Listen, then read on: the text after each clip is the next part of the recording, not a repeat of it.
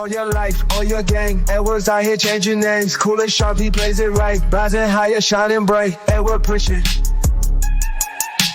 Edward Pritchett. Good morning! Edward Pritchett. Everybody all right?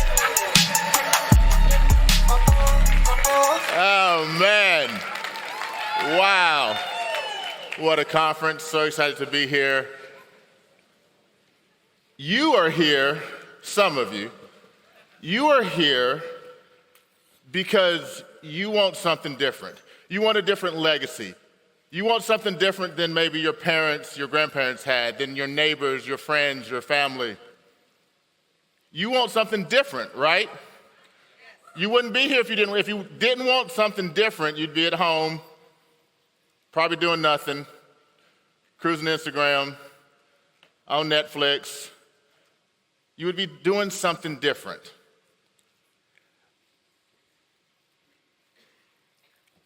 I know that some of you are feeling really excited right now. You're feeling different. You're feeling different than you were when you were at home. And the reason that you're feeling different is this. You don't experience life. You experience the life that you focus on. All right? What are you focusing on? While you're here, you're focusing on that legacy, that future, that $1 million agency, that $10,000 deposited into your checking account, $20,000, $40,000, $50,000, like some of the people that you saw standing up. That's what you're focused on, but guess what's gonna happen when you go home?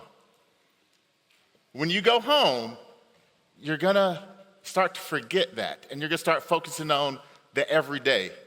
You're gonna start focusing on the bills, the leads that you can't get.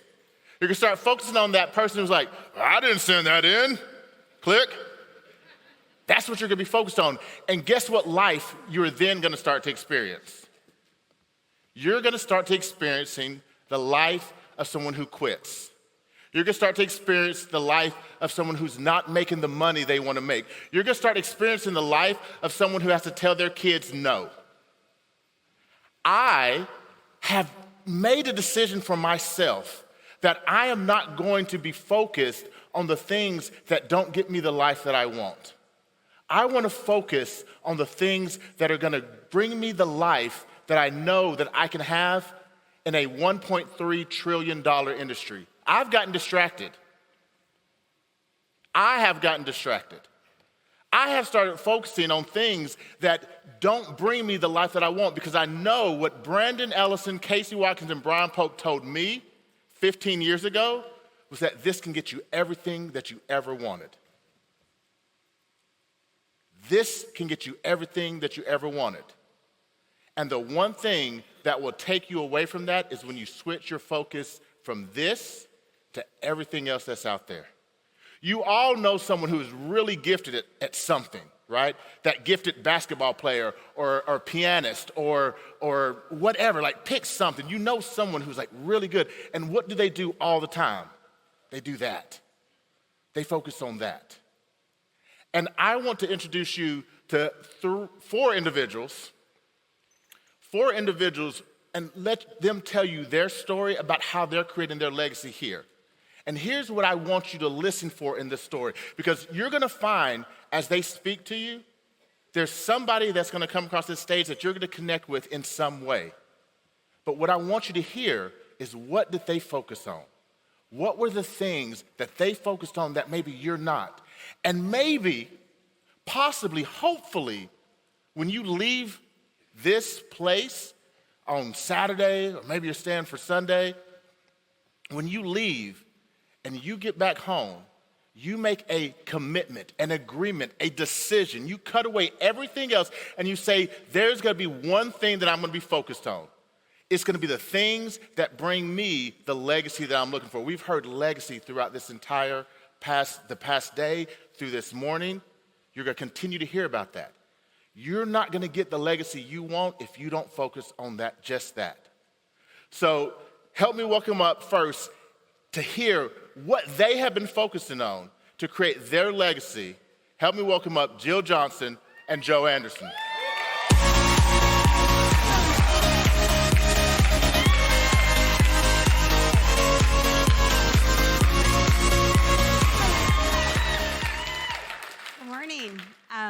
to start by telling you a little bit about my story, one of loss, love, and the unwavering pursuit to leave a legacy for my children. At the age of 38, I lost my husband of 14 years, the most devastating moment of my life. And in that, so much grief, heartache, pain. We went in for a simple gallbladder surgery, very routine. We walked out with stage 4 pancreatic cancer. After an 11-month grueling battle, I became a single mom to our 5 very small children.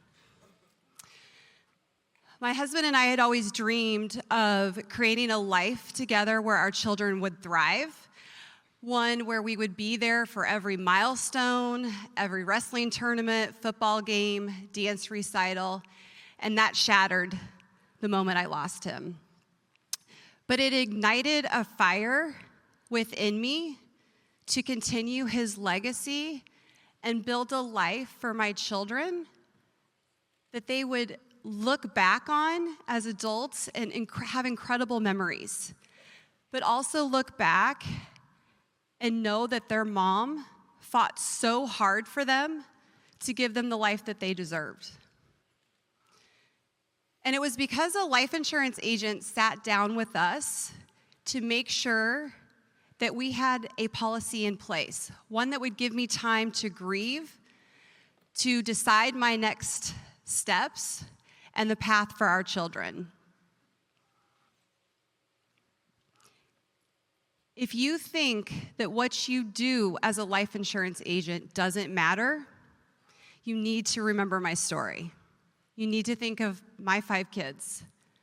That lead that you hold in your hand is a family. It could be my family. You need to call that lead until you get a hold of it, right? Many years later, several years later, God brought this incredible man into my life. And if you ask me, he did something completely crazy and insane, and he married all 6 of us. But together, we realized that we could not only build an incredible life insurance agency, but we could create a legacy of our own. By securing financial stability for our clients, we were also securing our family's future, creating a life for them where they don't have to worry, not if another curveball is thrown at our kids, but when. They are not going to have to struggle because of this legacy that we're creating together. And it gives me such honor to get to create this with him, but also honor the memory of my late husband.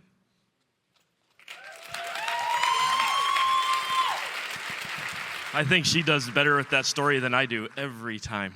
My story is different. I got out of high school, 19 years old, worked as a ski bum on winters, rafting in the summers, rough life, you know. It was awesome for a 19-year-old. Moved my way all the way to the top of that company, and my paychecks started bouncing. Time to move on.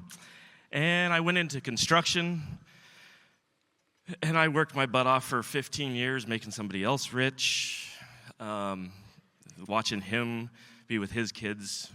I got married. I built a house. I did all the things that we were supposed to do. Then I finally found the courage to get out of my toxic marriage. And then my boss sided with my ex-wife. And I lived in another toxic relationship with my job for a year and a half. And then God brings this one into my life with 5 amazing kids. I went from no kids to 5 kids overnight. If you think dialing's hard, you have no idea.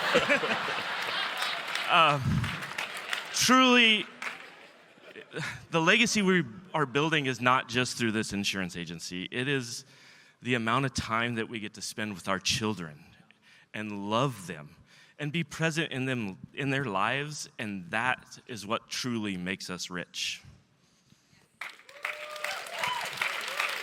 Thank you. So, again, remember what we're thinking about through all these stories, and maybe you found some part of that you connect with, but what is their focus? Why are they getting success now? What are they putting their focus on, and what are they keeping their focus on? Jill, Joe, thank you very much.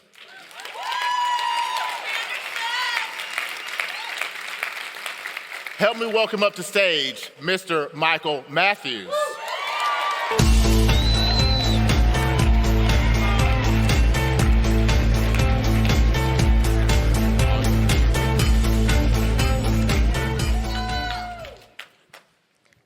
Normal. We all have our own versions of normal, just like we all have our own versions of hard. We're not here today to compare whose situation was more worse off than the next. We're here today to embrace our stories, embrace our hards, and redefine what a new normal could look like for us. So this was my normal. My normal was that I grew up one of 6 kids in Rochester, New York. My mom and dad separated when I was 6 due to my dad becoming addicted to drugs. It was the stuff that plagued so many low-income African-American communities across the country. From there, me and all my siblings had a choice to make. And they decided to follow down a similar path of drug and alcohol addiction, along with drug dealing. All we knew then was the word survive. I saw my family lie, harm, cheat, scam, and steal in order to be able to do that. And that road doesn't take you too far. The only place that gets them is dead or in jail. And that's exactly what it got them. What was normal for us that grew up like this, and I say us because I'm not special in experiencing that, just like you're not special in experiencing the hard that you faced in life. Because it is not what we go through that makes us special, it is how we allow those experiences to define us that does.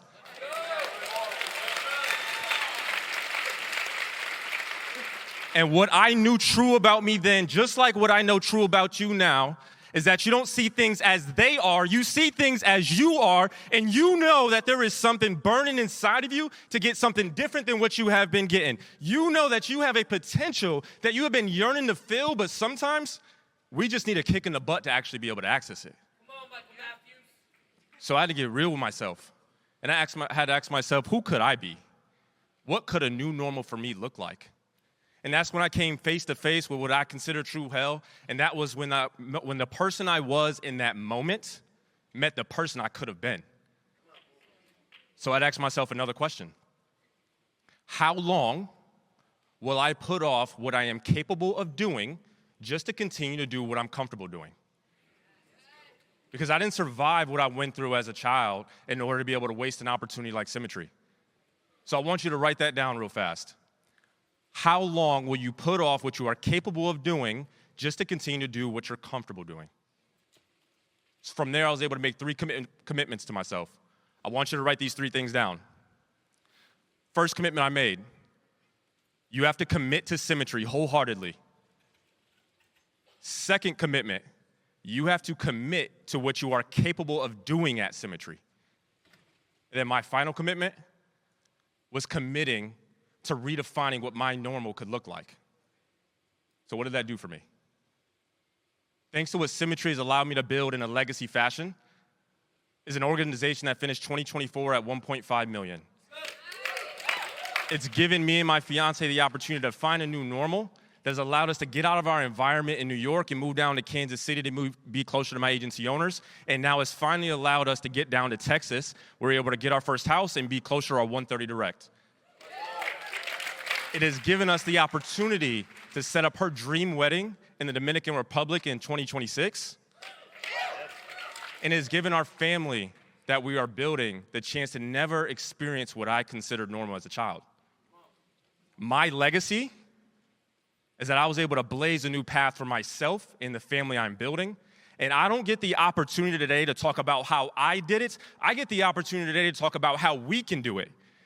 Because you were not meant to walk to what you could not walk through. And I know that to be 100% true about you right now because you walked in and committed to Ignite this week. You went through the hard you went through in life to make it to Symmetry to change your life.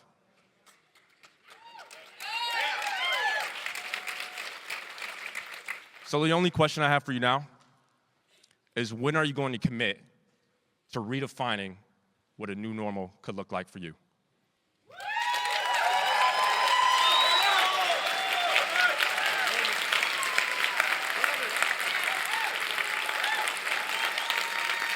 So again, I ask, what are you focused on?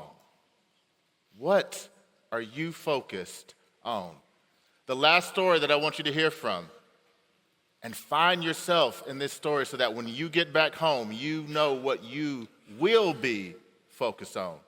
Help me welcome up Max Valerie Masson.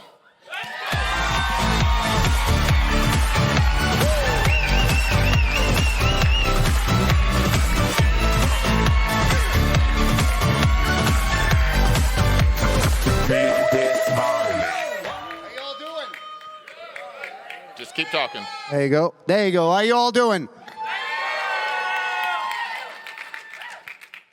Well, I was 15 years old the first time that my parents sent me into summer camp so I can learn English. It didn't work.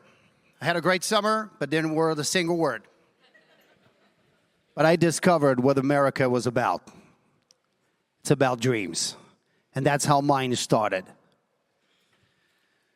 As you know, I'm coming from another country, and I had to leave everything I know. I had to leave my family. I had to just give up because I saw something bigger, because I saw something that I wanted to build. I saw a legacy that had to be written. My family has been established in France for thousands of years. None of my ancestors didn't try to do anything like that. And that was my dream. But here's the catch. Dream have a cost. It cost me 20 years to earn the right to be here. 20 years of stress, 20 years of lawyer fees, 20 years of paperwork. Not just a 20-hour pre-licensing course, if you know what I mean. But 20 years to give my kids right there the opportunity to grow in the biggest country and the best country in the world.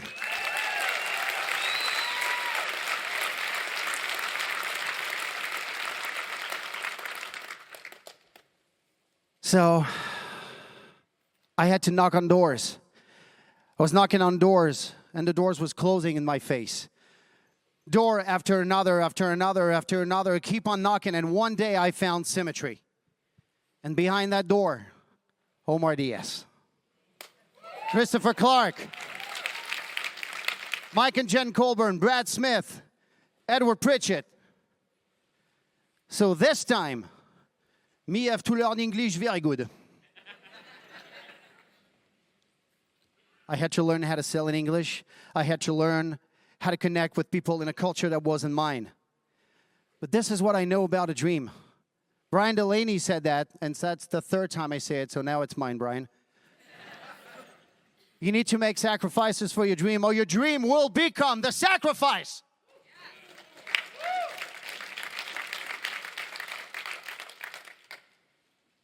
And we must be willing to be like the pilgrims, crossing the ocean, dreaming of a better life. We must be willing to let something go. So here's my question for you. What are you guys willing to let go? What are you willing to do? What ocean are you willing to cross? Because you're all here because you wanted to achieve your dream. And that's exactly what we're doing here in Dallas, right? So here's my question for you. If you have a dream, do me a favor. Come on, stand up if you have a dream. Just get up if you have a dream, and you're going to have to fight for it. You're going to have to bleed for it. You're going to have to leave it. And there's one thing, just one thing that is going to happen. When we're all going to stand on the other side of it, we will be able to say, I'm still standing. I'm still standing, but guess what? We are not done yet. Yes, sir. All right. So don't sit down yet. Don't sit down yet. Here's what I want you. You heard the stories. You can see the focus in their eyes, in their heart, in what they just shared with you. I want you to just say one word for me and say it with the conviction that means you're going to do something. Say it with me. The word is focus. We're going to say it on 3. Do you have it? Do you believe it? Make us know. Make yourself know. Let your children know that you have one thing you're going to be focused on from here on out. 1, 2, 3. Focus! Let's go do it. Thank you, guys. And we're Pritchett.